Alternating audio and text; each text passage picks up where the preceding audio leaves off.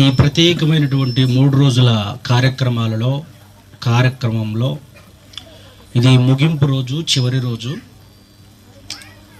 Maybe అందరూ, నాకు తెలిసి మీరందరూ మీ గ్రామాలకు వెళ్ళిపోతారని నేను అనుకుంటున్నాను.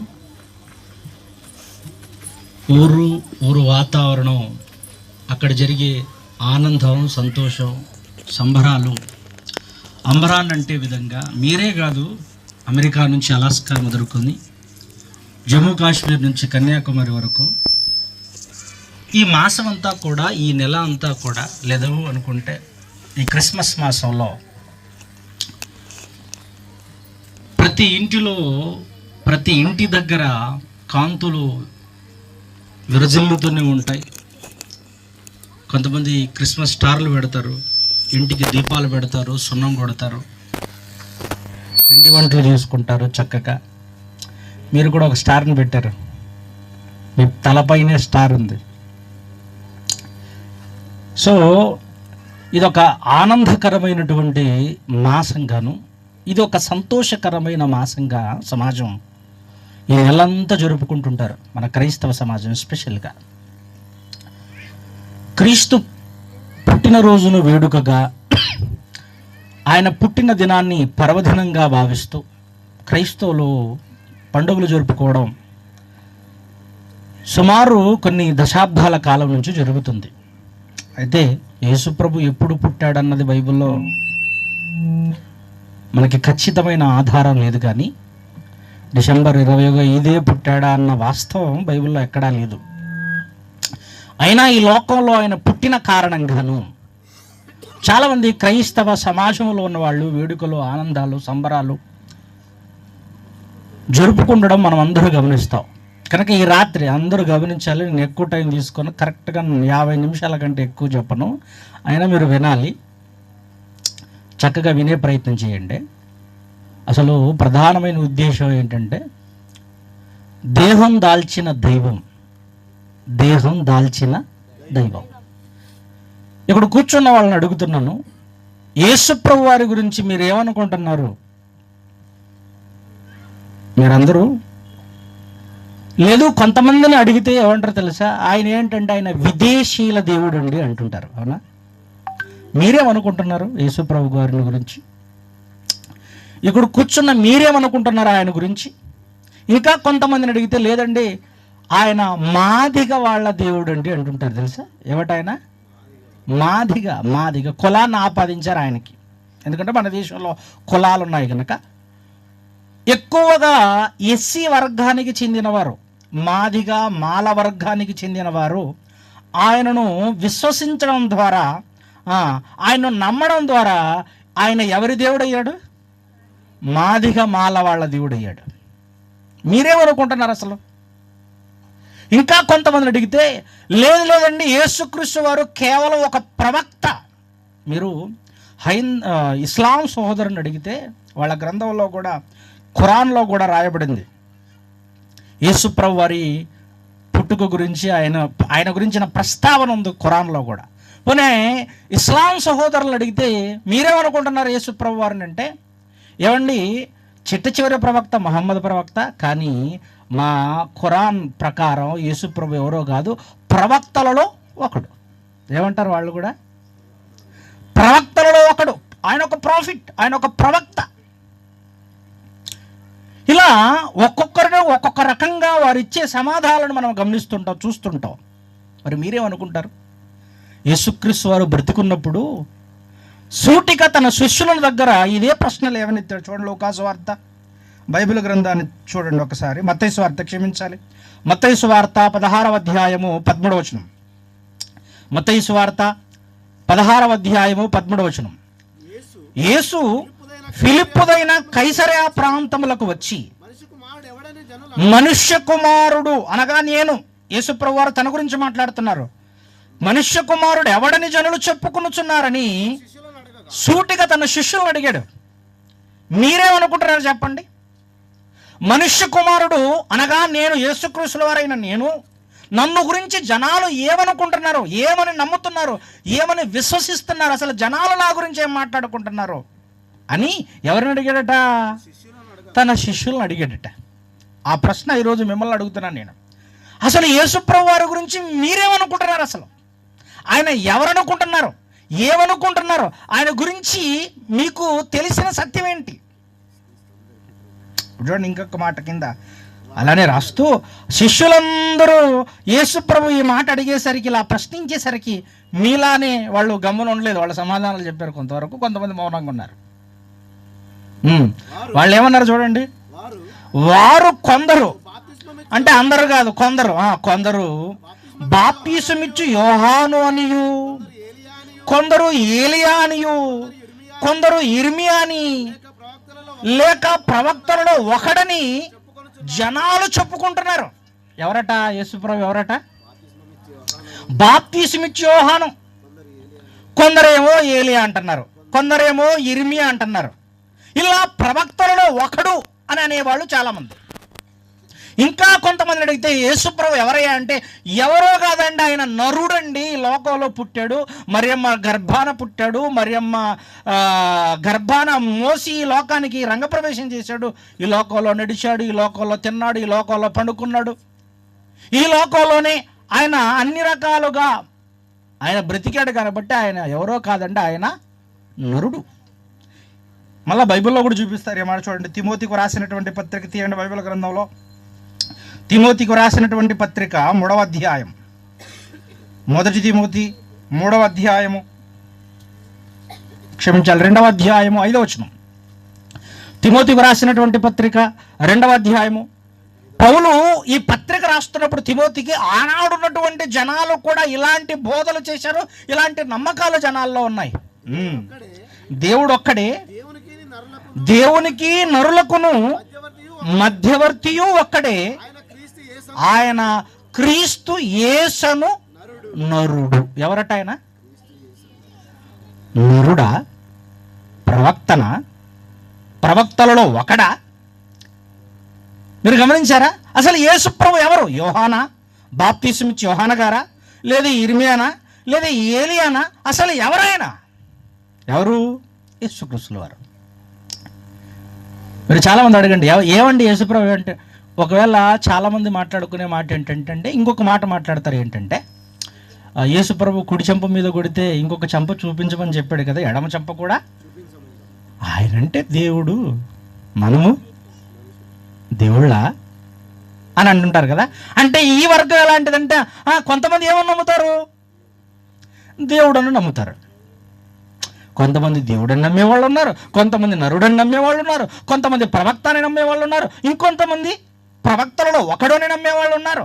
ఇలా రకరకాలుగా యేసుప్రభు వారి మీద చాలా రకాల భిన్నాభిప్రాయ నమ్మకాలు ఉన్నాయి సమాజంలో. ఇందుకే ఎవరు యేసుప్రభు వారు అని అంటే, యేసుప్రభు వారు ఎవరో కాదు, ఆయన సాధారణమైన మనిషి కాదు. ఇంకా మాట చెప్తున్నాడు, ఆయన సాధారణమైన వ్యక్తి కాడు. యేసుప్రభు ఎవరయ్యా అంటే, ఆయన మాదిగా, మాల, లేదా విదేశీ, లేదు ఇంగ్లీష్ వాళ్ళ దేవుడు అని చాలామంది మాట్లాడుతుంటారు. కాదు. ఆయన ఎవరు అంటే, మనం కూర్చున్నామే ఈ నేల కూర్చున్నామే, ఈ నేల మనం కూర్చున్నటువంటి ఈ నేలను కలుగజేసిన వాడు. ఇదిగో మనకు తలెత్తితే కనబడుతుంది ఆకాశం, సువిశాలమైన ఆకాశం కనబడుతుంది, అందులో నక్షత్రాలు, సూర్యుడు, చంద్రుడు. ఈ నేల మీద సముద్రాలు, సముద్రంలో ఉండే చేపలు, మత్స్యాలు, ఈ నేల మీద మృగాలు, జంతువులు, మొక్కలు ఏవైతే ఉన్నాయో దీన్నంతటిని సృష్టి అంటాం కదా మనము. దీన్నంతటిని ఏమంటాం? సృష్టి. అవును, పంచభూతాలు, నింగి, నేల, నిప్పు, నీరు, గాలి. మనం కూర్చున్న ఏ నేల, ఉదయిస్తున్న సూర్యుడు, వెలిగిస్తున్నటువంటి చంద్రుడు, నక్షత్రాలు, ఈ నేల మీద ప్రతి జీవరాశులను కలుగజేసిన వాడు, ఈ భూమండలాన్ని, ఈ విశ్వాన్ని కలుగజేసిన వాడు. ఒక మాటలో చెప్పాలంటే సృష్టికర్త. ఎవరైనా? అవును. ఇంటికి ఎవరు అని యేసుప్రభు వారి గురించి ప్రస్తావన యోహాను గారు తన సువార్తల్లో ప్రారంభంలోనే మాట్లాడతాడు. చూడండి, 1 యోహాను 1వ అధ్యాయం 1వ వచనం. యోహాను సువార్త 1వ అధ్యాయం చదవండి అన్న. ఆదియందు వాక్యముండెను, వాక్యము దేవుని యొద్ద ఉండెను, ఆ వాక్యము దేవుడై. ఎవరట ఆ వాక్యం? ఎవరట? ఇప్పుడు యేసుప్రభు ఎవరట? దేవుడు. ఇంతకీ ఏం దేవుడయ్యా అనుకుంటున్నారా మీరు? ఏం దేవుడో కాదు, ఈ సృష్టిని కలుగు చేసిన వాడు, జగత్తును నిర్మించిన వాడు, ముల్లోకాలను కలుగజేసిన వాడు, ఈ లోకంలో ఉన్నటువంటి సూర్యచంద్ర నక్షత్రాదులను, చతుష్పాద జంతువులను, సకల కోటి జీవరాశులన్నిటినీ కలుగు చేసిన వాడు, ఈ బ్రహ్మాండాన్ని నిర్మించిన వాడు. అందుకే రాస్తాడు కింద మాటలో 2వ వచనంలో, ఆయన ఆది యందు దేవుని యొద్ద ఉండెను, సమస్తమును ఆయన మూలముగా కలిగి ఉన్నదేది ఆయన లేకోకుండా ఆయన వల్ల కలగబడినదే ఈ నేల, ఆయన వల్ల కలగబడినదే ఆ నింగి, ఆయన వల్ల కలగబడినదే సూర్యచంద్రులు, ఆయన వల్ల కలగబడినదే నక్షత్రాలు, ఆయన వల్ల కలగబడినదే మహాసముద్రాలు, ఆయన వల్ల కలగబడినవే సముద్రంలో ఉన్న మత్స్యాలు, జీవరాశులు, ఆయన వల్ల సృష్టింపబడినవి భూమి మీద ఉన్నటువంటి సకల కోటి జీవరాశులన్నీ. ఎవరైనా దేవుడు, ఎవరైనా సృష్టికర్త. ఎవరయ్యా యేసుప్రభు అంటే సాక్షాత్తు దేవుడు, ఈ అనంత విశ్వాన్ని కలుగు చేసినవాడు, ఈ లోకాన్ని నిర్మించినవాడు, లోకాన్ని కలుగు చేసినవాడు. ఎవరు? యేసుప్రభు. ఆయన గురించిన ప్రస్తావన మాటల్లో మీకు 2-3 మాటలు చూపించే ప్రయత్నం చేస్తాను. రోమాపత్రిక 9వ అధ్యాయం 5వ వచనం చూడండి. ఎవరైనా 9వ అధ్యాయం 5వ వచనం, రోమిలకు రాసినటువంటి పత్రిక 9వ అధ్యాయం 5వ వచనం. పితరులు వీరివారు శరీరమును బట్టి క్రీస్తు వీరిలో పుట్టెను, ఆ శరీరమును బట్టి పుట్టినటువంటి ఈయన సర్వాధికారి అయిన దేవుడై ఉండి నిరంతరము స్తోత్రార్హుడై ఉన్నాడు. ఆమేన్. అదే అన్నాడు అక్కడ. ఎవరట ఆయన? సర్వాధికారి అయిన దేవుడు. ఎవరు? నువ్వు నేను నమ్ముకున్నవాడు ఒక వర్గానికి చెందిన దేవుడు కాదు, సర్వ ప్రపంచానికి దేవుడు, సర్వ ప్రపంచంలో ఉన్న మానవాళికి దేవుడు, ఆ సృష్టిని కలుగజేసినటువంటి వాడు దేవుడు. ఒక వర్గానికి చెందినవాడు కాదు, ఒక కులానికి చెందినవాడు కాదు, ఒక ప్రాంతానికి చెందినవాడు కాదు, ఒక దేశానికి చెందినవాడు అంతకంటే కానే కాదు. ఎవరైనా సర్వాధికారి అయిన దేవుడు. ఇంకా చూడండి, ఇంకొక మాట చూడండి. తీతుకు రాసినటువంటి పత్రిక 2వ అధ్యాయం 13వ వచనం. తీతుకు రాసినటువంటి పత్రిక పౌలు గారు తీతుకు రాస్తూ మాట్లాడుతున్నాడు. 2వ అధ్యాయం 13వ వచనం.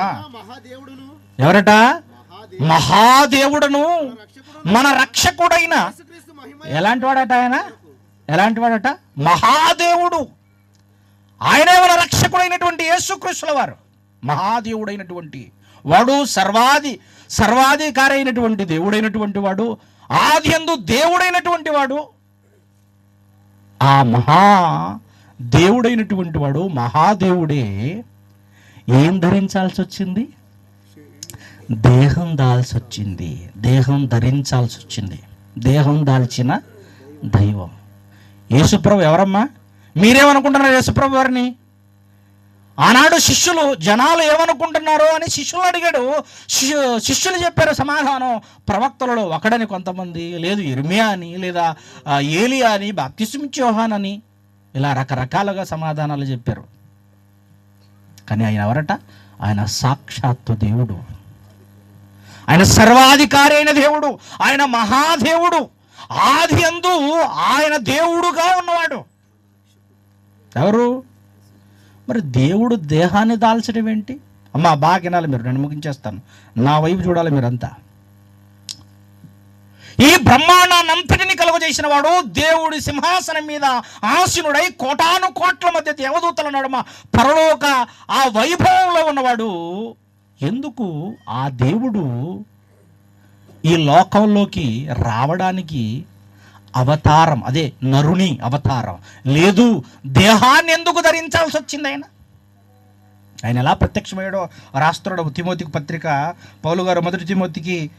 తిమోతికి రాసిన మొదటి పత్రిక 3వ అధ్యాయం 16వ వచనం చూడండి. ఆయన ఎలా ప్రత్యక్షమయ్యాడట, ఎలా వచ్చాడట, ఏం ధరించాడో రాస్తున్నాడు చూడండి. దేవుడు ఏం ధరించాడట? మొదటి తిమోతికి రాసినటువంటి పత్రిక 3వ అధ్యాయం 16వ వచనం.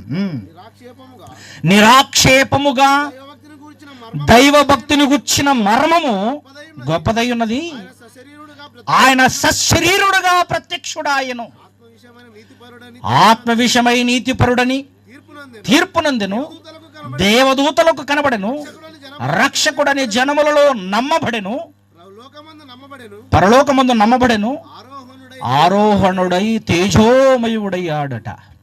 ఆయన ఎలా అయ్యాడట? సశరీరుడుగా ప్రత్యక్షుడయ్యాడు. దేవుడే దేహాన్ని ధరించాల్సి వచ్చింది. దేవుడే దేహాన్ని ధరించి ఈ లోకానికి రంగప్రవేశం చేయాల్సి వచ్చింది. ఎందుకట? అంత గొప్పవాడు, సింహాసనాసీనుడై ఈ మందమైన ఈ ప్రకృతిని అంతటిని తన నోటి మాట ద్వారా కలుగు చేసినటువంటి యేసుక్రీస్తుల వారు, ఆ దేవుడు ఎందుకు దేహాన్ని ధరించాల్సి వచ్చింది? ఎందుకు శరీరాన్ని ధరించాల్సి వచ్చింది? మనలాగే తిండి, మనలాగే నీళ్లు తాగుతూ ఈ లోకంలో ఈ శరీరాన్ని యేసుప్రభు ఎందుకు ధరించాల్సి వచ్చింది? ఎందుకు ఆయన నరుడుగా ఈ లోకంలోకి రంగప్రవేశం చేశాడు? ఎందుకు దేహాన్ని ధరించాల్సి వచ్చింది యేసుస్వామి? ఎందుకది? పోనీ దేహమే ఎందుకు ధరించి రావాలి ఆయన? ఇప్పుడు ఇంకొక మాట చెప్తాను మీకు. ఇప్పుడు మీరందరూ చక్కగా మంచి చీరలు కట్టుకొని, మంచి డ్రెస్ వేసుకొని మంచి కనబడుతున్నారు. ఇక్కడ పురుషులు కూడా మంచి మంచి డ్రెస్సులు వేసుకున్నారు. ఓకే, ఒకవేళ మీకు డ్యూటీలు ఉంటాయి, మీరు కొంతమంది బీబీఎంబీ డ్యూటీ, కార్పొరేషన్ డ్యూటీ, గవర్నమెంట్ పనులు చేసేవాళ్ళు ఉన్నారు, కొంతమంది కంపెనీలు పనులు చేసేవాళ్ళు ఉన్నారు. రేపు ఉదయమాగానే మీరు ఏ డ్రెస్ వేస్తారు? యూనిఫామ్ వేస్తారు. ఎందుకు వేస్తారు? అది డ్యూటీ. ఒక కారణం ఉందా? ఐడెంటిటీ. మీరు పని చేస్తున్నారు, ఆ పనిలో మీరు వెళ్ళాలని లేదా ఆ పని చేయడానికి మీకు ఇచ్చే ఐడెంటిటీ. ఏం వేసుకుంటారు అక్కడికి వెళ్ళిన తర్వాత? అంతే కదా. డాక్టర్ ఏం వేసుకుంటాడు? లాయర్ కోట్ వేసుకుంటాడా? డాక్టర్ కోట్ ఉంటుంది కదా, వైట్ కోట్ వేసుకుంటాడు. లేదా డాక్టర్కి యూనిఫామ్ ఉంటుంది. పోనీ పోలీసు మీ బీబీఎంబీ డ్రెస్ వేసుకుంటాడా? లేదు, ఆయన పోలీసు యూనిఫామ్ వేస్తాడు. అంటే డ్యూటీని బట్టి ఏమొచ్చింది? యూనిఫామ్ వచ్చింది. పనిని బట్టి ఏమొచ్చింది? యూనిఫామ్. ఏదో ఒకటి ధరించడం జరిగింది. మీరు వేరే రకమైనటువంటి సాధారణమైన వస్త్రాల కంటే వేరే వస్త్రాలను ఎందుకు ధరించారు? మీ బాధ్యతను బట్టి, మీ డ్యూటీని బట్టి. అంతేనా? అలానే దేవుడు ఆత్మగా ఉన్నటువంటి ఆయన, ఆత్మగా ఉన్నటువంటి దేవుడు ఆత్మ కనుక అనే పదప్రయోగం ఉంది బైబిల్లో. ఆత్మగా ఉన్నటువంటి దేవుడు ఎందుకు శరీరాన్ని ధరించాల్సింది? శరీరంలోకి ఎందుకు రంగప్రవేశం చేయాల్సి వచ్చింది? శరీరంలోకి ఎందుకు ప్రవేశించాడు యేసుస్వామి? డ్యూటీ ఉంది ఆయనకు కూడా. ఏముంది? పనుంది, కారణం ఉంది. దేవుడు దేహాన్ని ధరించడానికి ఒక బలమైన కారణం ఉంది. ఈరోజు చాలామందికి యేసుప్రభుని సరిగా అర్థం చేసుకోలేదండి. యేసుప్రభు పేరు మీద తినడం తెలుసు మనకి. రేపు 25కి అంతేనా? లేదు 26 కూడా తింటారు ఆయన పేరు చెప్పుకొని. ఆ రోజులు చూడండి, కేక్ కటింగ్లు, ఒగ్గాడ బజ్జీలు, రాత్రి 24 నైట్. ఎవరి పేరు చెప్పుకొని? అంటే యేసుప్రభు పేరు చెప్పుకొని తినడం తెలుసు మనకు. యేసుప్రభు పేరు చెప్పుకొని ఇంటికి ఉన్నటువంటి దుమ్ము ధూళి దులుపుకోవడం తెలుసు మనకి. యేసుప్రభు పేరు చెప్పుకొని కొత్త బట్టలు కొనుక్కోవడం తెలుసు మనకి. యేసుప్రభు చెప్పుకొని పిండి వంటలు తినడం తెలుసు మనకి. బంధువులందరినీ ఒక దగ్గర కూడేసుకొని ఎంజాయ్ చేయడం తెలుసు మనకు. ముక్కలు తినడం తెలుసు మనకి. ఎవరి పేరు చెప్పుకొని? అంతవరకు అర్థమయ్యాడు మనకి. యూడి చూడండి. ఇంకొంతమందికి ఎట్లా అర్థమయ్యాడు తెలుసు? యేసుప్రభు అంటే ఎట్లా అర్థమయ్యాడంటే, ఒక ఆమెకి ఎట్లా అర్థమయ్యాడో చెప్తాడు చూడండి. ఒక ఆమె యేసుప్రభుని ఎట్లా అర్థం చేసుకుందట? ఆమెంట పాపం వంట రాదట. పాపం ఏ వంట చేసినా సరిగ్గా రావట్లేదట. మీ అందరికి పరిచయం ఇది. ఏం చేయాలో తెలియక పాపం మంచి వంట రావాలని రోజు ఒక జ్యూస్ చేయాలనుకుందట. జ్యూస్ చేయాలనుకుంటే మంచిగా జ్యూస్ రావాలని ఒక యాపిల్ ముక్కేయడం, యేసయ్యా నీకు స్తోత్రం అనడమాట. ఒక దానిమ్మ పండు వేయడం, యేసయ్యా నీకు స్తోత్రం అనడం. ఒక్కొక్క ముక్క వేసి యేసయ్యా నీకు స్తోత్రం, దేవా నీకు స్తోత్రం, ఇట్లా అలా చేస్తూ ఉండడం వల్లట ఆమెకి జ్యూస్ బ్రహ్మాండంగా వచ్చిందంటే. తన పనివాడు పక్కనే ఉంటాడు కదా, కెమెరామ్యాన్, ఐ డోంట్ నో, నాకు తెలియదు. కొంచెం పెద్దగా పెట్టండి. అది పర్లేదు, పెట్టేసి ఫ్రూట్ మిక్స్ దొరుకుతుంది కదా, చేశాను. కెమెరామ్యాన్ ఉన్నారు కదా, కెమెరామ్యాన్కి ఇచ్చి జ్యూస్ చేసి మొన్న రీసెంట్ గా ఒక డిజర్ట్ చేశాను. డిజర్ట్ అంటే ఏం లేదండి, ఒక వంటకం. అది చేశాను. కెమెరామ్యాన్ ఉన్నారు కదా, కెమెరామ్యాన్ అది తాగి చాలా బాగుంది, నాకు నేర్పించవా ఎలా చేసావో, జ్యూస్ షాప్ పెట్టుకుంటాను, ఎంత చక్కగా చేసావు అని అన్నారు. ఇవన్నీ ఎలాగంటే యేసయ్యా స్తోత్రం కలపడం, కృతజ్ఞతలు ఈ స్తుతించడం ద్వారానే. మీకు అర్థమైందా? అంటే ఈయనకేమర్థమైంది? ఓహో, యేసు ప్రభు ఆకాశ సింహ, అదే ఆకాశం ఆవలు ఉన్నటువంటి పరలోకాన్ని వదిలి కోటాను కోట్ల దేవదూతల ఆ పరలోక వైభవాన్ని వదిలి అంతటి ఘనుడు, అంతటి మహానుభావుడు, సృష్టికి అతీతమైన వాడు, కాలానికంటే ముందున్నవాడు, కాలాతీతమైనటువంటి వాడట యేసుస్వామట భూలోకానికి వచ్చి ఎమ్మకి జ్యూస్. ఇక అర్థమైందా? ఈ వెంటలు అర్థం చేసుకుని చూడండి. అంటే చిన్న చిన్న చిల్లర విషయాలకు కూడా ఎవరి పేరుని బద్మాసం చేయాలి అంటే బద్మాసం అంటాను దీన్ని బద్మాసం చేయడమే. మీకు వంట వచ్చి దేవుడిచ్చాడు, దేవుడిచ్చిన జ్ఞానమే కదా అది. మీరంతకు మీకు వచ్చింది ఏమి మంచి వంటలు చేయడం? ఏదైనా సరే ఈ లోకంలో నీకు ఇచ్చిన తలాంత అది దేవుడి వల్ల వచ్చిందే. చక్కగా వంట చేయడము, చక్కగా పని చేయడము, చక్కగా నీకు అప్పగింపబడిన నీ నైపుణ్యంతో నువ్వేం చేస్తావు? చక్కగా ఫోటోలు తీయడం, చక్కగా పాడడం. ఒక అమ్మ పాడింది ఇందాక, ఒక తల్లి, ఒక పెద్దమ్మ పాడింది, మంచి పాట పాడింది. ఉదయించినాడు సూర్యుడైన పాడింది, గుర్తుందా? మంచి పాట. ఎవరిచ్చారు ఆ టాలెంట్? ఎవరిచ్చారు? మీకు అర్థమైందా? అవును, దేవుడే ఇచ్చాడు. మీకు ఇచ్చిన తలాంతుల వెనకాల అంతటి కారణం ఎవరు? అలాంటి దేవుడిని, అంత గొప్పవాడిని జ్యూసులకి ఏమండి. ఇంకొక ఆమె చూడండి, ఇంకొక ఆమె ఏం చెప్తుంది చూడండి. ఇంకొక ఆమె ఈ అమ్మగట పాపం రోజు వంటలు చేసేదట. ఆ రోజు ఏమో వంట చేయలేదట. వంట చేయకపోతే ఏమో తెలియదు మరి. ఏసామి వచ్చి ఆమె దగ్గర, అమ్మా ఇంకెంతసేపు వంట చేస్తావురా? మా దేవదూతలు వచ్చి నీకు వంట చేస్తాను, నువ్వు మాత్రం నాతో ఏం చేస్తావు? ఏం చేయాలట? ఏంకి కూర్చోనట కబుర్లు చెప్పుకుందాం రా అని పిలిచాడట ఈమెని.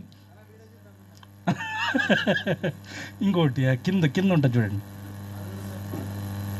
ఒకసారి చూడండి, బాగా చూడండి, సౌండ్ పెట్టన్నా. రామా మీ ఆయన వెళ్ళిపోయాడుగా, పిల్లలు వెళ్ళిపోయాడుగా, మాట్లాడుకుందాం అన్నాడు. అలవాటు చేశాడు. డైలీ కూర్చొని కబుర్లు చెప్పడం. మీకు మొక్కాలు, మీకు ఆడవాళ్ళకి ఆఖరికి ఏ సామాను కూడా వదలట్లేదు చూడండి మీరు. దేని చెప్పుకోవడానికి పౌజ్ చేయనట్టు ఒకసారి అంటే మీరు ఆడవాళ్ళు నోరు తెరిస్తారట, ఇద్దరు ఆడవాళ్ళు కలిస్తారట, ఓ శుద్ధులు చెప్తూనే ఉంటారట, సంగతులు మాట్లాడుతూనే ఉంటారు అట్లా గంటల తరబడి. నాకు తెలిసిన ఒక అత్తమ్మ ఉందిలే, ఆమె ఊరికి వెళ్ళిపోతే చాలట, అందరూ వచ్చేస్తారట, కూర్చుంటారట, ఓ సంగతులు అలా చూడండి. వాళ్ళు ఆడవాళ్ళు కూర్చొని మాట్లాడేటప్పుడు, కబుర్లు చెప్పుకునేటప్పుడు టైం చూడరండి, అలా ఉరుకుతుంటుంది టైం. చెప్పింది మాట్లాడిందే. పాపం డైలీ ఏమి దగ్గరకు వచ్చి కబుర్లు చెప్పాడట వేస్తామి. ఏం కెట్టర్థమైంది చూడండి. ఆ రోజట, అమ్మాయి నువ్వేం వంట చేస్తావు ఇక్కడ రా, అందరు వెళ్ళిపోయారు కదా, ఇంకెవరు లేరు కదా ఇంట్లో, రా మన ఇద్దరం కూర్చొని ఏం చేస్తామట? కబుర్లట. ఎక్కడ చీర తెచ్చావు, ఎంతకు తెచ్చావు, ఇంట్లో చూడండి. నిజంగా జరిగాయండి. మీకు అర్థమైందా? వీళ్ళిద్దరూ కబుర్లు చెప్పుకుంటుంటేనట ఏసాం వచ్చి దగ్గరకు వచ్చి, రామా మీ ఆయన వెళ్ళిపోయాడుగా, పిల్లలు వెళ్ళిపోయాడుగా, మాట్లాడుకుందాం అన్నాడు. అలవాటు చేశాక ఉండు ప్రభా వాళ్ళు వంట అవ్వలేదు అన్న. వంట అవ్వలేదంటే ఉండని 2 దూతలను పంపించాడు. అలా చాలా సార్లు జరిగింది. 2 దూతలను పంపించి వంట చేయించేశాడు. మేమిద్దరు కబుర్లు చెప్పుకున్నాం. సరే, వాళ్ళిద్దరు ఏం చేశారట? మీకు మొక్కాలండి, దేవునికి వదలరండి మీరు. ఏంటంటే కబుర్లు చెప్పుకోవడానికి యేసుప్రభు పరలోకం నుంచి ఈ లోకానికి వచ్చాడా? మళ్ళీ ఏమో వంట ఎక్కడ ఆగిపోతుందని 2 దేవదూతలను పంపించి ఆ వంటగదిలో దేవదూతలు వంట చేస్తుంటే వీళ్ళిద్దరు మాత్రం. ఇదండి మీకు అర్థమైన యేసుస్వామి గురించి.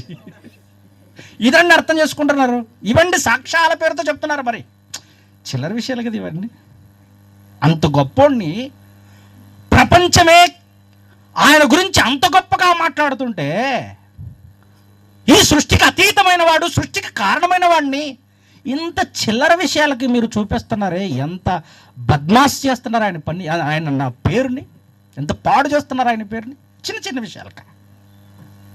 కబుర్లు చెప్పుకోలేదని ఇంకొక ఏముంది మహా విచిత్రం. ఏం లేదండి, బంగారం అట.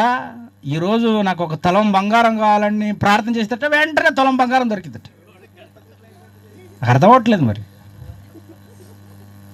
అంటే బంగారాలకి, వెండికి, కబుర్లకి, జ్యూసులకి, ఉప్పుకి, కారంకి ఇవా దేవుడిని నమ్మేది, దేవుడిని అర్థం చేసుకునేది. దేవుని విషయాలు అంతవరకు అర్థమయ్యాయా మీకు? అంత గొప్ప వాడిని ఎలా అర్థం చేసుకున్నారు చూడండి సమాజంలో ఉన్నవాళ్ళు. చాలా తప్పండి అది. ఒకసారి మీరు ఆలోచించండి, ఎందుకు అంత గొప్పవాడు దేవుడు ఈ లోకంలో మనలాంటి దేహాన్ని, మనలాంటి శరీరాన్ని ధరించవలసి వచ్చిందో, ఎందుకు ఈ లోకానికి ఆయన వచ్చాడో ఎప్పుడైనా ఆలోచించారా? ఆది కాలం ఆరంభం నుండి మనం ఆలోచిస్తే, ఏదేను తోటలో నుంచి ఇప్పటి వరకు, ప్రారంభం నుంచి ఇప్పటి వరకు ఆనాడే దేవుడు పెట్టిన హద్దును మీరారండి మనిషి. దేవుడు ఒక హద్దు పెట్టాడా? మీరు తోట చెట్ల ఫలములలో దేనినైనా తినవచ్చును, కానీ ఆ మధ్యన ఉన్న చెట్ల ఫలం మాత్రం తినకూడదు అని ఒక హద్దు పెట్టాడండి. ఆనాడు ఆరంభమైందండి మనిషి యొక్క వ్యతిరేక స్వభావం. దేవుణ్ణి వ్యతిరేకించే బ్రతకడం, దేవునికి దూరమై బ్రతకడం. ఆ రోజు దేవుని మాటను ధిక్కరించారు. ఆనాటి నుంచి ఈనాటి వరకు దేవుని మాటను ధిక్కరించుకుంటూ పోతున్నాడు మనిషి. దేవుడు వద్దన్న పని చేస్తున్నాడు, దేవుడు కాదన్న పని చేస్తున్నాడు మనిషి. ఏవేవి దేవుడు చెప్పాడో వాటికి భిన్నంగా ఈ లోకంలో నడుస్తున్నాడు మనిషి కదా. ఆది కాలం నుంచి ఆదాము నుంచి ఈ లోకంలో ఇప్పటి వరకు మనం బ్రతుకున్న నేటి వరకు అదే తంతే. దేవునికి వ్యతిరేకంగా మారడం, దేవుని చెప్పిన మాటకు భిన్నంగా బ్రతకడం. దేవుడు ఏం చెప్పాడు? మంచిగా ఉండమన్నాడు, తల్లిదండ్రులను గౌరవించమన్నాడు, ఆయన్ని ప్రేమించమన్నాడు, దొంగతనం చేయొద్దన్నాడు, వ్యభిచారం చేయొద్దు అన్నాడు. నీతికి వ్యతిరేకంగా మాత్రం బ్రతకుకోని చెప్పాడు. పరిశుద్ధంగా ఉండమన్నాడు, న్యాయంగా బ్రతకమన్నాడు, ఒకరిని దోచుకోవద్దన్నాడు, ఒకరిని హత్య చేయొద్దన్నాడు, ఒకరి మీద ప్రేమ, జాలి, దయ, కనికరాలు చూపమన్నాడు. ఇవే ఉన్నాయి సమాజంలో. యెషయా గ్రంథము 59వ అధ్యాయము మొదటి 2-3 వచనాలు చూడండి. మనుషులు ఎలా మారిపోతున్నారో, ఎలా అయ్యారో, ఎలా తయారయ్యారో, ఆనాటి నుంచి నేటి వరకు మనుషులు ఎలా మారిపోయాడో రాస్తున్నాడు చూడండి. యెషయా గ్రంథం 59వ అధ్యాయము మొదటి 2-3 వచనాలా. రక్షింపనేరక ఉండునట్లు యెహోవా హస్తము కొరచ కాలేదు, విననేరక ఉండునట్లు ఆయన చెవులు మందము కాలేదు. మీ దోషములు మీకును మీ దేవునికి ఏమొచ్చాయట అడ్డంగా? మన దోషాలు. ఏ దోషాలు? మన దోషాలట, మన పాపం. పాపం అంటే ఏంటండి? మా పాపం అంటే ఏంటమ్మా? దేవుని మాటను లెక్క చేయకోకుండా బ్రతకడమే పాపం. దేవుని మాటను వ్యతిరేకించి బ్రతకడమే పాపం. ఆజ్ఞను మీరడమే పాపం. ఆజ్ఞాతిక్రమమే. కనుక దేవునికి మనకి అడ్డంగా వచ్చింది ఏది ఇప్పుడు? మన పాపాలే, మన దోషాలే. కళ్ళతో చేయకూడని పాపాలన్నీ చేస్తున్నాం, చెవులతో వినకూడని పాపాలెన్నో వింటున్నాం, కాళ్ళతో చేయకూడని పాపాలెన్నో చేస్తున్నాం, చేతులతో చేయకూడని పాపాలెన్నో చేస్తున్నాం. మన దోషాలు దేవునికి మనకి అడ్డంగా మారిపోయాయి. దేవుని దూరం చేసాయి మన పాపాలు. పరలోకానికి వెళ్ళవలసిన మనం, దేవుడు ఉన్నటువంటి ఆ ఉన్నత వైభవాన్ని చూడాల్సిన మనం అందరూ కూడా అంధకారంలో కూరుకుపోయి, చీకటి ప్రపంచంలో కూరుకుపోయి, మన పాపాల చేత, మన అపరాధాల చేత మనం అందరం నాశనానికి జారిపోతున్న వారంగా మారిపోయాం. ఆదాము నుండి నేటి వరకు ఒక్కడు నీతిమంతుడు లేడు. అందరూ దేవునికి వ్యతిరేకంగా బ్రతికిన వారే నాటి నుంచి నేటి వరకు. ఈ ప్రపంచంలో ఎవరు నీతిమంతులు చెప్పండి? ఎవరు ఉత్తములు చెప్పండి? ఏదో రకమైన పాపం, ఏదో రకమైన తప్పుడు బ్రతుకు, ఏదో రకమైనటువంటి దోష కార్యక్రమాలే. లేదండి నేను ఉత్తముడు అంటారా, నేను పరిశుద్ధుణ్ణి అంటారా, నేను నీతిమంతుడు అంటారా? లేదు. ఏదో ఒక దగ్గర ఎక్కడో ఒక చోట తప్పిపోయావు. నీ పాపాలు నిన్ను దేవునికి దూరం చేసేయి. నన్ను నిన్ను దేవునికి దూరం చేసినవి మన పాపాలే, మనం చేసిన అపరాధాలే, మనం దేవుని మాటలను ధిక్కరించడం వల్లనే. మరి ఇప్పుడు దూరమైన మనల్ని, దేవునికి దూరమైన మనల్ని మరలా దగ్గర చెయ్యాలి. అడ్డుగా ఉన్నది ఇప్పుడు ఏంటి? దేవునికి మనకి అడ్డుగా ఉన్నది, పరలోకానికి మనకు అడ్డుగా ఉన్నది ఏంటి? మన దోషాలే, మన పాపాలే. మరి ఇవి పోవాలంటే, వీటిని తీసేయాలంటే, వీటిని తొలగించుకోవాలంటే దేవుడే శరీరాన్ని ధరించి వచ్చి లోకంలో మనందరి పాప ప్రక్షాళన కొరకు ఆయన తన రక్తాన్ని ఇవ్వడానికి, తన రుధిరాన్ని చిందించడానికి, తన అమూల్యమైన రక్తం చేత మన అందరి పాపములను పోగొట్టడానికి ఆయన శరీరాన్ని ధరించి ఆ శరీరంలో అందరికీ ఏం కలుగజేసాడో తెలుసా? స్వస్థత.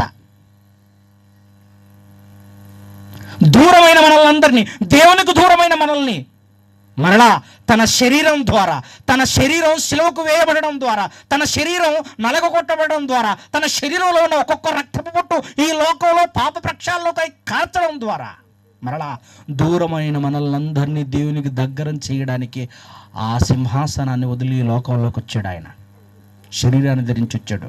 అసలు యేసుప్రభు ఎందుకు వచ్చాడట? అమ్మా, యేసుస్వామి ఎందుకు వచ్చాడు? మీరు అందరూ ఊరికి పోవడానికి వచ్చాడా? రేపు 25కి ఎందుకు వచ్చాడు? మీరు బాగా మొక్కలు దిగడానికి వచ్చాడు యేసుస్వామి? ఎందుకు వచ్చాడు యేసుస్వామి? శరీరాన్ని ధరించేసి ఈ 2000 సంవత్సరాల క్రితం శరీరాన్ని ధరించి ఈ లోకంలోకి ఎందుకు రంగప్రవేశం చేశాడు యేసుక్రీస్తుల వారు? కొంతమంది అయితే డాన్సులు వేస్తారండి. పండగ చూడండి ఎట్లుంటుంది, కోలాహలమే. భక్తాగ్రస్తరులు అందరూ ఎప్పుడు చర్చికి రారు కానీ ఆ రోజు వచ్చి చప్పట్లు అందరూ తెలుసా, మైక్ పెట్టుకొని కొన్ని చోట్ల అయితే కోలాటం తెలుసు, కోలంట్లు అంటారు కదా, ఆ కోలంట్లు వేసి బా ఏం సంబరం, ఏం ఆనందం, ఏం సంతోషం. ఎందుకు తల్లి? ఎందుకన్నా? యేసుప్రభు వచ్చాడనా? యేసుప్రభు పాటలు కూడా ఎట్లా పెట్టండి, తప్పలేదా? ఎందుకు సంబరాల పాటలు పెట్టుకుంటాం కదా మనం? ఇళ్ళలో పండగే. అవును, ఆ పండగ అంటే మరి ఏంటి? నువ్వు తిని తాగడం పండగ అనుకుంటున్నావు, అది నీ మూర్ఖత్వం. యేసుప్రభుని అడిగితే ఏమంటున్నాడో లూకాసు వార్త ఒకసారి చూడండి. లూకాసు వార్త 19వ అధ్యాయం 10వ వచనం చూడండి. లూకాసు వార్త 19వ అధ్యాయం 10వ వచనం. ఆయన మాట్లాడుతున్నాడు, ఎందుకయ్యా ఆయన నరరూపాన్ని ధరించాల్సి వచ్చిందో, ఆయన మానవ ఆకృతిలోకి రంగప్రవేశం చేయాల్సి వచ్చిందో, శరీరాన్ని ధరించవలసి వచ్చిందో, దేహం దైవాన్ని ఎందుకు దాల్చాల్సి వచ్చిందో రాస్తున్నాడు చూడండి. నశించిన దానిని వెదికి రక్షించుటకే. మీరు తాగి తందనాలు ఆడటానికి కాదు, మీరు గెంతులు వేయడానికి కాదు. ఆయన వచ్చిందట నశించిన వారిని వెదికి రక్షించడానికి వచ్చాడు. మీకు తెలుసా, వీడియోలు రెడీ చేసుకున్నా ఏమండి, ఈ లోకంలో ఎంతోమంది నశించిపోయారండి. కొంతమంది డబ్బు కోసం, డబ్బు సంపాదించాలని డబ్బుని ధ్యేయంగా పెట్టుకొని కొంతమంది అత్యంత దారుణంగా పేద ప్రజలని అన్యాయం చేసి అత్యంత హీనంగా హింసించారు. అందులో ప్రధానంగా మీ అందరికీ తెలుసా జక్కయ్య. ఎవరాయన? సుంకపు గుత్తధారి, ట్యాక్స్ కలెక్టర్. ఆనాడు రోమా ప్రభుత్వం ఒక పన్ను విధిస్తే కానీ ఈయన ప్రజల దగ్గర భారమైన పనుల భారాన్ని పెట్టి పేద ప్రజలను దోచుకున్నాడు. దేనికి కక్కుర్తుపడి? డబ్బు. ఈరోజు డబ్బు కోసం చేయకూడని నీచ కార్యక్రమాలు ఎన్ని చేయట్లా? డబ్బు ధ్యేయంగా పెట్టుకుని ఈరోజు చేయకూడని ఎన్నో దౌర్భాగ్యకరమైన పేద ప్రజలను పుట్టన పెట్టుకోవట్లా. కేవలం డబ్బు కోసమే చేయకూడని నీచ నికృష్టమైన పనులన్నీ చేస్తున్నాం కదా. ప్లీజ్ చూడండి, యేసుప్రభు ఆ పరిసర ప్రాంతాల్లోకి వెళుతున్న ఎరికో పట్టణంలోకి వెళ్ళగానేట జనాలు ఆ రోజు యేసుప్రభుని వెంబడించడం తెలుసు కదా. ఆయన చేసిన సూచక్రియలు, ఆయన చేసిన అద్భుతాలు, ఆయన చేసిన మహత్కార్యాలను చూసి జనాలు ఆశ్చర్యపోయి ఆయన 1000 మంది వెంబడించారు, 100 మంది వెంబడించారు. అలా వెంబడిస్తుంటే ఈ పుట్టివాడైనటువంటి జక్కయ్య చూడాలన్న ఆశ కలిగిందటండి. ఎవరికి? జక్కయ్యకి. అప్పుడు ఆ జనాల మీద పుట్టాడు కదండి, ముందే పుట్టాడు కాబట్టి చెట్టెక్కి యేసుప్రభుని చూడాలనుకున్నాడు. కానీ ఆయన ఇంటికి ఎవరంటే ఆయన ట్యాక్స్ కలెక్టర్, పన్ను వసూలు చేసేవాడు, సుంకపు గుత్తదారుడు. ఇందుకు ఈయన న్యాయంగా వసూలు చేసేవాడా ఆ డబ్బుని? దౌర్జన్యం చేశాడు. అన్యాయంగా 1000 రూపాయలు, లక్షల రూపాయలు సంపాదించాడు.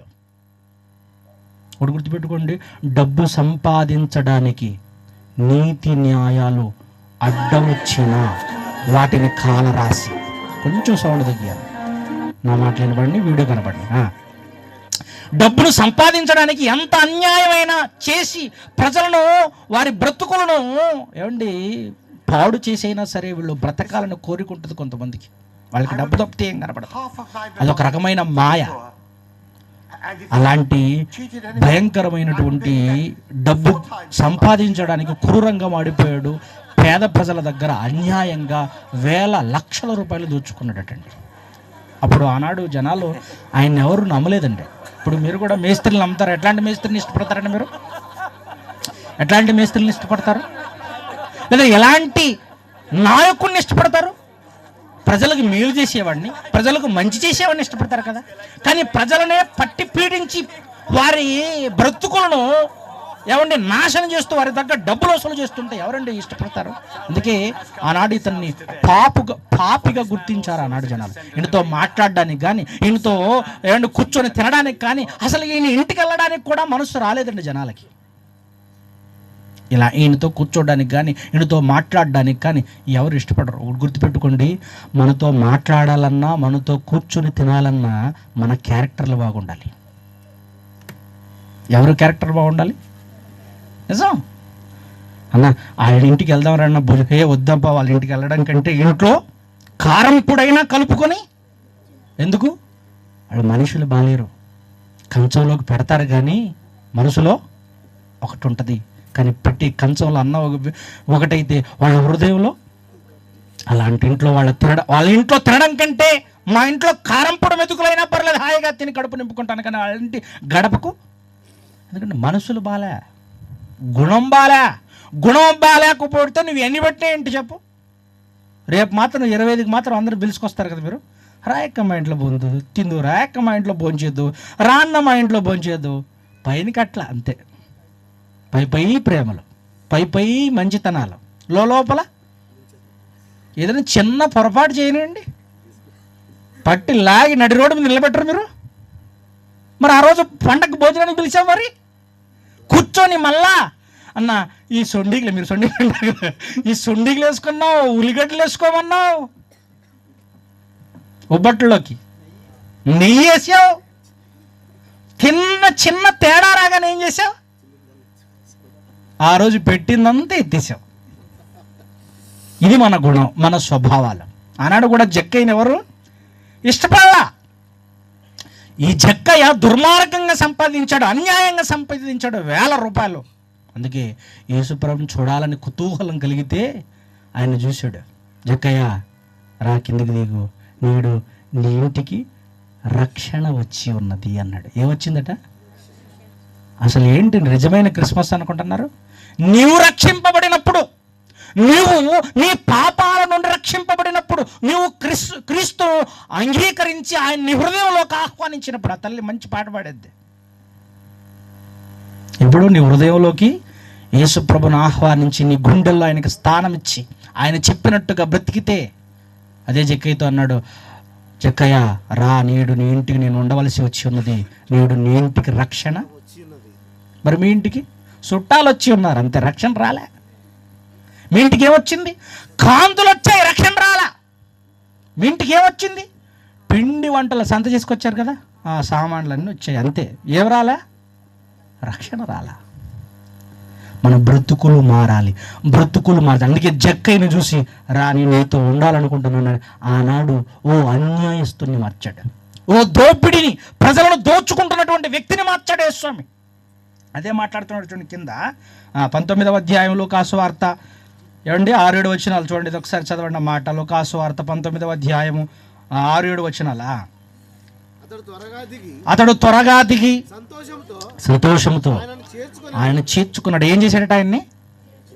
మీరెవరిని చేర్చుకున్నారు? చుట్టాలను చేర్చుకున్నారు, అది కరెక్ట్. మీరు ఎవరిని చేర్చుకున్నారు? బంధువులను చేర్చుకున్నారు, బంధువు బలగాలను చేర్చుకున్నారు. మీరు యేసుప్రభుని చేర్చుకోలేదు ఇళ్లలోకి. మనం అదే కదండి చేస్తాం ప్రతి సంవత్సరం. సున్నం కొట్టడం ఏముండదండి, దానిగా సున్నం కొట్టాల్సింది. యేసుస్వామి అంటాడు కదా సువార్తల్లో, మీరు సున్నము కొట్టిన సమాధులను పోలి ఉన్నారన్నాడు. సమాధులు కూడా సున్నం కొడతారు. ఏం ప్రయోజనం? సమాధుల్లో ఏముంటాయట? కుళ్ళు, ఎముకలు, మీకు తెలుసు కదా. దానికి సున్నం కొడతారు, సమాధులకి సున్నం కొడతారు, మీకు సున్నం కొట్టారు, అంతే తేడా. కానీ లోపలేముంది? కుళ్ళు, కుతంత్రాలు, చెడు అంతా నిండిపోయిందే. అదే రాశాడు ఆయన. మీరు సున్నము కొట్టిన సమాధులను పోలి ఉన్నారు అన్నాడు యేసుస్వామి. ఈరోజు కూడా సున్నం కొట్టుకుంటారు, ఏం ప్రయోజనం? పేరుకు మాత్రమే క్రైస్తవులు, పేరుకు మాత్రమే క్రిస్మస్ సంబరాలు, కానీ బ్రతుకుల్లో క్రీస్తుండడు, జీవితాల్లో యేసుస్వామి ఉండడు. చూడండి అంటున్నాడా, చదవన్నా. అందరూ అది చూచి ఈయన పాపైన మనిషి యొద్దకు బస చేయ వెళ్ళనని చాలా సనుక్కున్నారట జనాలా. జక్కయ్య నిలబడి ఇదిగో ప్రభువా, మారిపోయాడండి ఆయన మాటలకి, బ్రతుకు మార్చుకున్నాడండి ఆయన మాటలకి. మనం సంవత్సరాలు ఎన్నిసార్లు వెళ్ళాడు జక్కయ్య ఇంటికి? మీరు ఎన్ని సంవత్సరాలు పండగకి వెళ్ళారు? పుట్టినప్పటి నుంచి అదే ఏ పాటలు, చింతలేదిక యేసు పుట్టెను వింతగానో బెత్లెహేమందున. సంవత్సరం వెళ్తున్నావు. కానీ జక్కయ్య ఇంటికి ఎన్నిసార్లు వచ్చాడు ఆయన? ఒకసారి వచ్చాడు. కానీ ఒక్కసారి వచ్చినందుకు మారిపోయాడు. మరి యేసుప్రభు వారి మాటలు విన్నాడు, ఒక్కసారిగా మారిపోయాడు. మరి నువ్వు ఎన్నిసార్లు మాట్లాడినావు ఆయన మాటలు? సంవత్సరాలు వింటున్నా. షోటోలు ముందు శంకుదినట్లు ఈ షోతో వింటావు. బండరాతి గుండెలు మనవి. ఏ గుండెలు మనవి? ఆ రాళ్ళన్నా వర్షానికో కరిగిపోతాయో, కానీ మనం ఎన్ని మాట్లాడినా మన గుండెలు మారవు, మన బ్రతుకులు మారవు. జక్కయ్య ఒకే ఒక్కసారి తన ఇంటికి వచ్చాడు, యేసు ఆయన మాటలు విన్నాడు. ఆ రోజు జక్కయ్య మారిపోయాడు. జక్కయ్య మారిపోయి ఏమంటున్నాడు చూడండి, నా జక్కయ్య త్వరగా దిగుము. అది అయిపోయింది కదా. అతడు ఎన్నో వచ్చిన 7వ వచనం, రైట్. జక్కయ్య నిలబడి 9:8 జక్కయ్య నిలబడి, ఇదిగో ప్రభువా, నా ఆస్తిలో సగము బీదలకు ఇచ్చుచున్నాను. నేను ఎవని ఎత్తునో అన్యాయముగా దేనినైనా తీసుకుని ఎడల అతనికి 4 గంటలు మరలా చెల్లించునని. నేను చేసిన తప్పయ్యా, నేను చేయనిక. ఎవరెవరి దగ్గర అయితే అన్యాయంగా నేను దోచుకున్నానో వాళ్ళకి 4 గంతులు ఇస్తాను, పేద ప్రజలకు పంచి పెడతానయ్యా, నేను మారిపోతాను. అప్పుడు కొట్టాడు యేసు డైలాగ్. ఎప్పుడట? అందుకు యేసు, ఇతడును అబ్రహాము కుమారుడే, ఎందుకనగా నేడు ఈ ఇంటికి రక్షణ. ఎప్పుడు రక్షణ వస్తుంది? ఎప్పుడు రక్షణ వస్తుంది? ఎవరు పుట్టారు మీ కొరకు? యేసుస్వామి గురించి దేవదూత వచ్చి ప్రకటన చేస్తుంది కదా లూకాసు వార్తలో. ఏమని ప్రకటన చేస్తుంది ఒకసారి చూడండి. ఏమండి ఒకసారి లూకాసు వార్త తీయండి, 1వ అధ్యాయము తీయండి. ఆ రెఫరెన్స్ తీయండి. మీకు ఎప్పుడు ప్రతి క్రిస్మస్ పండుగలో మీరు ఆ రెఫరెన్స్ చదువుతారు కదా. 2వ అధ్యాయం లూకాసు వార్త. గొర్రెల దగ్గర గొర్రెల కాపరులు వచ్చి ఆయన చూడబోతుంటే, చూడాలనే ఆశ కలిగి వాళ్ళకి ఆ గొర్రెల కాపరులకు ఆయన గురించి చెబుతూ వస్తూ దేవదూతలు ఏమని ప్రకటన చేశారో 11వ వచనం చూడండి. దావీదు పట్టణమందు నేడు రక్షకుడు మీ కొరకు. అమ్మా, ఎవరి కొరకు పుట్టాడంటమ్మా? ఎవరి కొరకమ్మా? ఎందుకు పుట్టాడమ్మా? ఎందుకు వచ్చాడు తల్లి? తిన్నికి వచ్చాడమ్మా. మరి ఎందుకు వచ్చాడట? ఇప్పుడు జక్కయ్య ఇంటికి ఏమొచ్చింది? ఏంది తల్లి రక్షణ అంటే? జక్కయ్య ఏమయ్యాడు? బ్రతుకు మార్చుకున్నాడు. అన్యాయంగా సంపాదించినదంతా తిరిగి ఇచ్చేస్తాను ప్రభువా, నేను మారిపోతానయ్యా, నేను మంచోడుగా మారుతానయ్యా, బీదలకు ఇస్తాను, 4 గంటలు రిటర్న్ ఇచ్చేస్తానయ్యా అన్నాడు. ఏమయ్యాడు జక్కయ్య? ఇప్పుడు నువ్వు మారిపోతేనే తల్లి నీ ఇంటికి ఏమొస్తుంది? అప్పుడు తల్లి క్రిస్మస్ సంబరాలు. నువ్వు బట్టేసుకో, సున్నం కొట్టుకో, నువ్వు పిండి వంటలు చేసుకో, కేకులు కట్ చేసుకో, కానీ బ్రతుకు మారినప్పుడు నువ్వు ఎన్ని చేసినా వేస్ట్. సంవత్సరాలు ఒక 25,000 ఖర్చు అవుతుంది, అంతే, ఏం తేడా లేదు. పోతావు, తింటావు, వస్తావు, మళ్ళీ పోతావు, తింటావు. నీ బ్రతుకు మారినప్పుడు ఎన్ని సంవత్సరాలున్నా, నీ బ్రతుకు మారినప్పుడు నువ్వు ఎన్ని చేసినా అది వృధా. దేవుడు సంతోషపడ్డాడు. నీ ఇంటికి రక్షణ.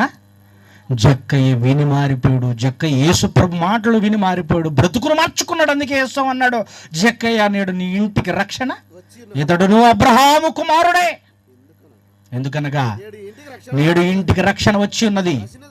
నశించిన దానిని వెదికి రక్షించుటకే మాకా ఆ దేవుడు, ఆ మహాదేవుడు, ఆ సర్వాధికారి అయిన దేవుడు నరవతారం ఎత్తవలసి వచ్చింది. మనుషులకి దేవునికి మధ్యవర్తిగా నరుడుగా ఈ లోకంలో పుట్టాడు, శరీరాన్ని ధరించాడు.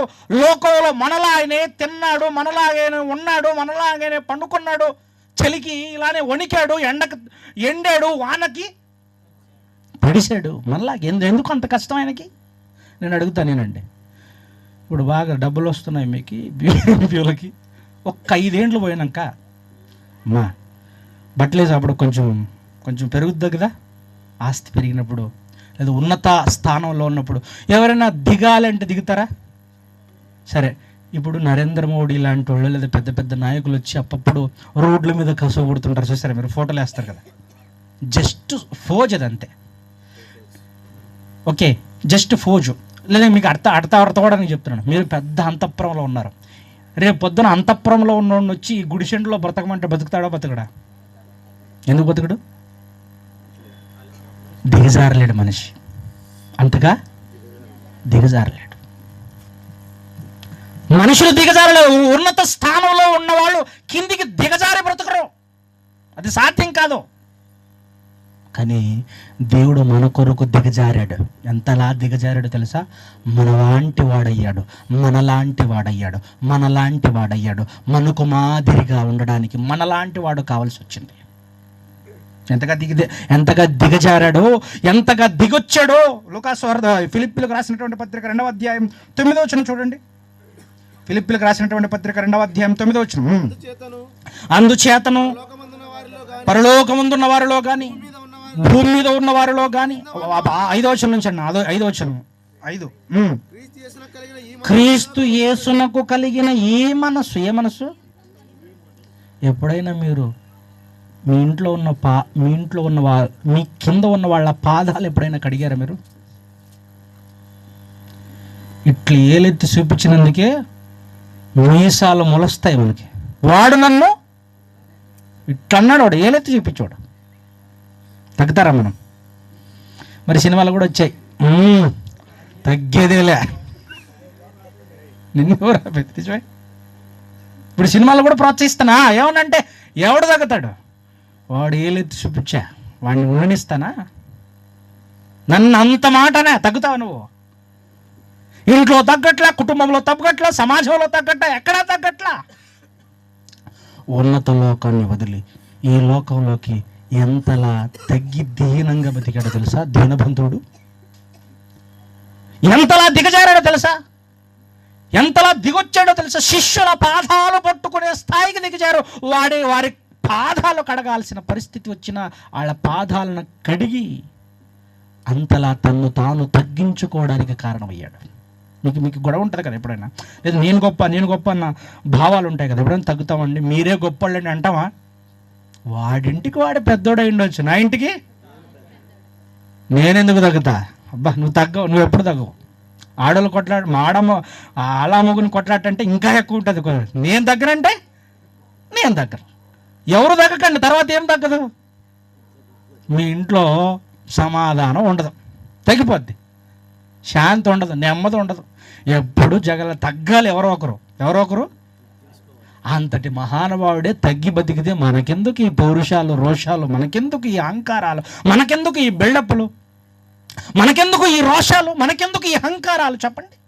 అంత గొప్ప మహానుభావుడు దిగొచ్చి శిష్యుల పాదాలు పట్టుకొని వారి పాదాలను నీళ్లతో కడిగి తువాళ్ళతో తుడిచాడంటే ఏం చెప్పగలవండి ఆయన తగ్గింపు సూప? అవునా? మనం ఏం తగ్గగలం ఆయన గురించి? ఆయన చూసినప్పుడు మనం ఎలా తగ్గాలో నేర్చుకోవాలి కదా. చదవండి అన్నమాట.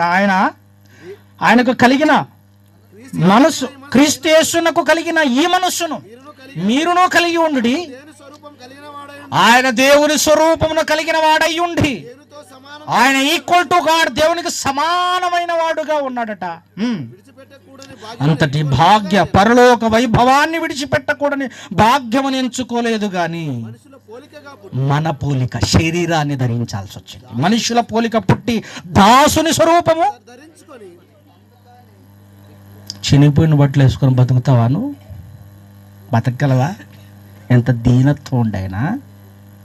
పేద ప్రజల మధ్య నడిచాడే, పేద ప్రజల వాళ్ళని ముట్టుకున్నాడే, కుష్ఠరోగులను ముట్టుకున్నాడు. ఈరోజు ముట్టుకోగలండి? ఎవరైనా ముట్టుకుంటారండి? మీ అమ్మ మంచాన పడినప్పుడు, ఈగలు ముసిరినప్పుడు నోటి మీద ముట్టుకోవడానికి ఇష్టపడవే? నిజమండి. అలాంటి ఇన్స్పిరేషన్ తీసుకొని చాలామంది దొంగలు, రౌడీలు మారారు. స్పెషల్గా మన కర్ణాటకలో ఆటోరాజు, మీకు తెలుసు కదా, చాలాసార్లు విన్నారు ఆటోరాజు గురించి. ఒక పచ్చి రౌడీ. ఎవరు ఆటోరాజు? ఎవరు? రౌడీ. మారిపోయి పేద ప్రజలకి, పురుగులు పట్టిన వాళ్ళకి శరీరం అంతా కుళ్ళిపోయినటువంటి అలాంటి వ్యక్తుల మధ్య ఆయన ఏం చేస్తున్నాడు? ఆయన సేవండి. ఈ ప్రపంచానికి సేవ ఎలాలో చేయాలో సేవతత్వాన్ని నేర్పినవాడండి యేసుస్వామి. అందుకే కదండి హాస్పిటల్ ప్రపంచంలో మీరు గమనించండి, మీరు ఒకవేళ హిస్టరీ కూడా చెక్ చేయండి. ప్రపంచంలో యేసుప్రభు వచ్చిన తర్వాత యేసుప్రభు మాటలకే ఆకర్షితులయ్యి ప్రభావితమయ్యి ఈరోజు మొట్టమొదటిసారిగా ప్రపంచంలో ఆసుపత్రులు పుట్టడానికి కారణం యేసుప్రభు మాటలు, యేసుప్రభు బోధన. ఆసుపత్రులు ఎవరి వల్ల వచ్చాయనుకున్నారు? రోగుల దగ్గరికి వెళ్ళాడే, కుష్ఠరోగులను ముట్టుకున్నాడే, పేద ప్రజల దగ్గరికి వెళ్ళాడే, దీనులైన వారికి దగ్గరికి వెళ్ళాడే, రక్తస్రావం రోగంతో బాధపడుతున్న వారిని ముట్టుకున్నాడే. ఆయన ఎంతోమంది రోగులను మార్చాడు, ఎంతోమంది కుంటి వాళ్ళని మార్చాడు, గుడ్డి వాళ్ళని మార్చాడు, హక్కును చేర్చుకున్నాడు. ఎవరు? అప్పటి నుంచి వచ్చేయండి ప్రపంచంలో ఆసుపత్రులు. ఎక్కడి నుంచి వచ్చాయనుకున్నా ఆసుపత్రులు? ఆయన సేవాతత్వాన్ని మాదిరిగా తీసుకుని హాస్పిటల్ను విలసిల్లాయి. మీరు ఈరోజు హాస్పిటల్ రావడానికి కారణమే, ఆసుపత్రులు రావడానికి కారణం ఏంటి? ఆయన బోధలే, ఆయన బ్రతుకే, ఆయన జీవన విధానమే. అలా ప్రపంచంలో ఎంతోమందిని మార్చాడు.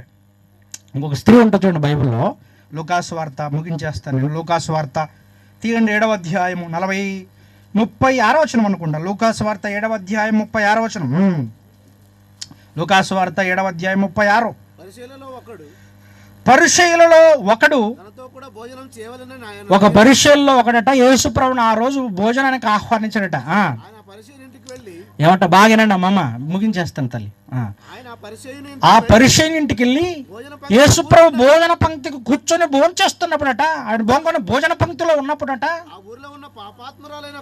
యేసుప్రభు వారి గురించి అటో ఇటో విని ఒక పాపాత్మురాలు, ఎవరట ఆమె? సకల పాపాలన్నీ చేసింది, వ్యభిచారం అన్నీ చేసింది ఆమె. కొంతమందికి మనుషులకి ఇంతున్నా నోరు ఇంత పెద్దదండి. ఎట్లుంటారు తెలుసా? నోరు తెలిస్తే చాలు అన్ని ఆనిముత్యాలు అలా జలపాతంలా అలా పారుతుంటాయి తెలుసా? గల గల గల గల ముత్యాలంటే మాటలు, ముత్యాలంటే తెలుసు కదా. బా ఏం బూతులండి బాబోయ్! నోటంట రాకూడిన బూతులన్నీ వచ్చేస్తాయి కొంతమందికి. అది నోరా కంప అర్థం అవ్వట్లేదు. అలానే ఆడవాళ్ళు ఒకటే కాదు, మగవాళ్ళు కూడా ఉన్నారు ఆ జాబితాలో. నోరు తెరిస్తే చాలా అన్ని బూతులే. నోటితో చేయకూడని పాపాలెన్నో, తిట్టకూడని తిట్లెన్నో కదా. ఆ ఊర్లో కూడా ఒక పాపాత్మురాలైన స్త్రీ అట యేసు ప్రభు దగ్గరకు వచ్చింది. వినిందండి ఆయన గురించి. విని ఆయన అలా పలానా చోట ఉన్నాడు, పలానా వారి ఇంట్లో ఉన్నాడు, భోంచేస్తున్నాడు అనగానే యేసుస్వామిని కలవడానికి యేసుస్వామి దగ్గరకు వచ్చి తన బ్రతుకును సమర్పించుకోవడానికి వచ్చిందండి. ఆ తల్లి వచ్చి ఆయన దగ్గరకు వచ్చి ఏం చేసింది చూడండి. ఒక బుడ్డిలో అత్తరు తీసుకొని వచ్చిందట. ఆయన పాదాల దగ్గర నిలబడి ఏడ్చుచు కన్నీళ్లు కార్చుచు ఆయన పాదాలు తడిపి తన తల వెంట్రుకలతో ఆయన పాదాలు తుడిచిందట. ఆయన పాదాలు ముద్దు పెట్టుకుందట. ఎవరామె? పాపాత్మురాలు. చేయకూడని పాపాలు లేవు, అన్ని పాపాలు చేసింది. యేసు స్వామి దగ్గరకు వచ్చి చాలా మంది ఏమనుకుంటారండి, అన్న ఇంత పాపాన్ని క్షమిస్తాడన్న, నేను చాలా క్రూరమైన వాడిని అన్నా, నన్ను చాలా క్రిమినల్ అన్నా, నేను ఎన్నో చేయకూడని ఘోరమైన పాపాలు చేశాను, అలాంటి నన్ను క్షమిస్తాడా దేవుడు? అవును క్షమిస్తాడు. నువ్వు మారాలే కానీ, నీ బ్రతుకును మార్చుకోవాలే కానీ, నువ్వు పశ్చాత్తాపడాలే కానీ, నువ్వు దిద్దుకోవడానికి నీకు ఇష్టం ఉండాలే కానీ, నువ్వు ఎంత ఘోర పాపమైనా సరే ఆయన క్షమించడానికి ఇష్టపడతాడు. ఆ తల్లి అలాంటి ఉదయంతోనే వచ్చింది. కన్నీళ్లు కరుస్తూ ఆయన పాదాలు కడిగి తన తల వెంట్రుకలతో ఆయన పాదాలు తుడుస్తుందట. శిష్యులకు డౌట్ వచ్చింది, ఇదేంటి మే పాదాలు తుడుస్తుంది, ఏ ఉద్దేశంతో వచ్చిందో, ఎందుకు వచ్చిందో అన్న రకరకాల అనుమానాలు వాళ్ళకు ఉన్నాయి. కానీ యేసుస్వామి ఆమెను ఉద్దేశించి మాట్లాడుతున్న 46వ వచనంలో అంటాడు చూడండి, ఏమని? నువ్వు నూనెతో నా తల అంటలేదు కానీ నువ్వు నా పాదములకు అత్తరు పూసెను. ఆమె విస్తారముగా ప్రేమించును కనుక ఆమె యొక్క విస్తారమైన పాపములు క్షమింపబడనని. ఎవరి పాపాలు క్షమించాడట యేసుస్వామి? ఆమె ఎవరిని ప్రేమించిందట ఎక్కువగా? ఒకసారి పోజ్ చేయనా. ఆమె ఎక్కువగా ఎవరిని ప్రేమించిందమ్మా? అన్న ఎవరిని ప్రేమించింది ఆమె ఎక్కువగా? మనం ఎవరిని ప్రేమిస్తాం చెప్పండి, నిజం చెప్పండి. ఏమేమి ప్రేమిస్తాం మనం? మనకి బంగారం అంటే ప్రేమ, డబ్బు అంటే ప్రేమ. ఇంక బట్టల గురించి చెప్పనక్కర్లా. మీకు ఇప్పుడు ఈ క్రిస్మస్కి ఎన్ని కొట్లాట్లో నాకు తెలియదు మరి, అవునా? మనకి బట్టలంటే ఇష్టం, మ్యాచింగ్ డ్రెస్ దొరకకపోయినా బాధే, మ్యాచింగ్ ఏమంటారు దాన్ని, అలంకార వస్తువులు, కమ్ములు, ముక్కు పుడకలు అవి దొరకకపోయినా, మనకి బంగారం, వస్త్రాలు, అలంకరణ లేదా ఈ లోక సంబంధమైన అంటే వాటి మీద మనకు ప్రేమ ఎక్కువ. యేసు ప్రభువును మనం ప్రేమించలేదు కదా, ఆమె ప్రేమించింది. విస్తారముగా ఆమె నన్ను ప్రేమించును కనుక విస్తారమైన ఆమె పాపాలు క్షమింపబడను. నువ్వు ఎక్కువగా దేవుని ప్రేమిస్తే, ఎక్కువగా యేసు ప్రభువుని ప్రేమిస్తే నీ విస్తారమైన పాపాలు. అలా ఓ పాపాత్మురాలని మార్చాడు ఆయన. ఆయన ఎందుకు వచ్చాడు? నశించిన వారిని వెదికి. అందుకే దేవుడు దేహం దాల్చాల్సి వచ్చింది పాపులను రక్షించడానికి. ఎందుకు వచ్చాడు ఆయన? పాపులను రక్షించడానికి ఆయన. అందుకే ఆయనకి పేరు ఏమని పేరు? పాపుల రక్షకుడు. పాపులనే పిలవచ్చి తిని కానీ నీతిమంతులు నేను పాపులనే పిలవచ్చు. పాపుల రక్షకుడు ఆయన. దాన్ని కూడా కొంతమంది దౌర్భాగ్యులు చులకనగా మాట్లాడతారండి యేసుస్వామిని. వాళ్ళకి ఏం తెలుసండి యేసుస్వామి గొప్పతనం? మూర్ఖులుగా మాట్లాడతారు కొంతమంది. పాపల దేవుడు, అవును పాపల దేవుడే, పాపులను రక్షించడానికి వచ్చాడయ్యా. దుర్మార్గులను మార్చడానికి వచ్చాడు, దొంగలను మార్చాడు, తాగుబోతులను మార్చాడు. మార్చలేదా? శిలువపై 2 దొంగలుంటే ఆ దొంగలను మార్చాడు యేసుస్వామి. మార్చలేదా? దోపిడిగాలను మార్చాడు, రౌడీలను మార్చాడు, నక్సలైట్లు మార్చాడు, హంతకులను మార్చాడు. పౌలు అత్యంత కిరాతకమైన హంతకుడు. పౌలు సౌలుగా ఉన్నప్పుడు మార్చలా, హంతకుడిని మార్చలా. కత్తి పట్టాడంటే క్రైస్తవుల కుతుకులను తెగనరికేవాడు, రక్తాన్ని ఏరులై పారించిన వాడు, అత్యంత కిరాతకమైనటువంటి వాడు, హత్యలు చేయడానికి కూడా వెనకాడని వాడు, కొందరిని చంపడమే ప్రాణాధారమైనట్టు బ్రతికినవాడు పౌలు. అలాంటి హంతకుని మార్చలేదా? రౌడీలను మార్చలేదా? దుర్మార్గులు మార్చలేదా? పాపాత్మలు మార్చలేదా? వ్యభిచారులు మార్చలేదా యేసుస్వామి? ఎవరైనా మనకి వ్యభిచారం ముందు ఎవరైనా వ్యభిచారం చేస్తూ మనకి ఎవరైనా కనబడితే మనం ఏమంటాం? దాని బతుకు అంతే, అది వ్యభిచారది అని మనమేమో పవిత్రులు అన్నట్టు ఆమెను ఏం చేస్తాం? ఒక రకంగా చూస్తాం. కానీ యేసుస్వామి ఏమన్నాడు తెలుసా? అమ్మా, ఇక నుంచి నువ్వు తప్పు చేయకు. అందరూ రాయెత్తడానికి ప్రయత్నిస్తున్నారేమో, కానీ వద్దు తల్లి, నిన్ను క్షమిస్తానని క్షమాగుణాన్ని నేర్పినవాడు యేసుస్వామి. అందుకే చూడండి మీరు, ఈ 6 నేల మీద సుమారు 150 దేశాలలో, సుమారు 150 దేశాలు ఉన్నటువంటి ప్రపంచ చరిత్రలో సుమారు 120 దేశాల వరకు ఆయన కీర్తి ప్రపంచవ్యాప్తంగా వెళ్ళిపోయింది. సుమారు 127 దేశాలలో యేసు ప్రభువుని ఎరగని వారు ఉండరు. ప్రపంచ జనాభా ఎన్ని వేల కోట్ల మంది? 850 కోట్ల మంది. ఈరోజు యేసు ప్రభువుని అనుసరించి బ్రతికేవారు ఎంతమంది అనుకున్నారు? సుమారు 350 కోట్ల పైచులకి. 3 ఖండాలు చూడండి, ప్రపంచం నలుమూలలా. ఈ 6 నేల మీద ఏ దేశంలోనైనా, ఈ ప్రపంచంలో ఎక్కడైనా ఆయన కీర్తి 40 దిశల 3 ఖండాలను దాటిల్లింది, 7 ఖండాల వరకు విస్తరించింది. ఆయన గొప్పతనం ఏంటి? ఆయన గొప్పతనం జాలి, దయ, ప్రేమ, నీతి, పరిశుద్ధత, ప్రేమ. ఇవండి ఆయన సుగుణాలు. ప్రపంచాన్ని కదిలించిన సుగుణాలు, ప్రపంచ రూపురేఖలను మార్చిన సుగుణాలు ఇవి. గుణం ఆయనలో ఉన్న ఆ లక్షణాలు ప్రపంచ చరిత్రని మర్చిపోయి. ఎందుకు యేసుప్రభుని అందరూ ఇష్టపడుతున్నారు? ప్రపంచంలో ఉన్న వాళ్ళందరూ యేసు ప్రభు వారి పేరు ప్రపంచమంతటా ఎందుకు మారుమోగిపోతుందంటే ఆయనలో ఉన్న గుణాలయ్యా. ఆయన చూపిన దయ, ఆయన చూపిన ప్రేమ, ఆయన చూపిన జాలి, ఆయన చూపిన క్షమ. ఒకరిని ఎలా ప్రేమించాలో నేర్పాడు ఆయన. కులాల పేరుతో, మతాల పేరుతో, వర్గాల పేరుతో విభజించమని చెప్పలేదు ఆయన. పేదవాళ్ళు ఒక రకంగా, ఉన్నవాళ్ళు ఒక రకంగా చూడమని కూడా చెప్పలేదు ఆయన. పేద ప్రజల దగ్గరికి వెళ్ళి ప్రేమను పంచాడు ఆయన. వీడు తక్కువ కులవాడు, వాడు ఎక్కువ కులవాడు అని కులాల మధ్య మనుషులు విడగొట్టలేదు ఆయన. అందరూ దేవుని పిల్లలే అని ప్రేమతత్వాన్ని నూరు పోసాడు. అందరూ దైవములే అని పిలుపునిచ్చి అందరిని ఆకర్షించాడు ఆయన. ఆయన ఎంత గొప్పవాడో తెలుసా?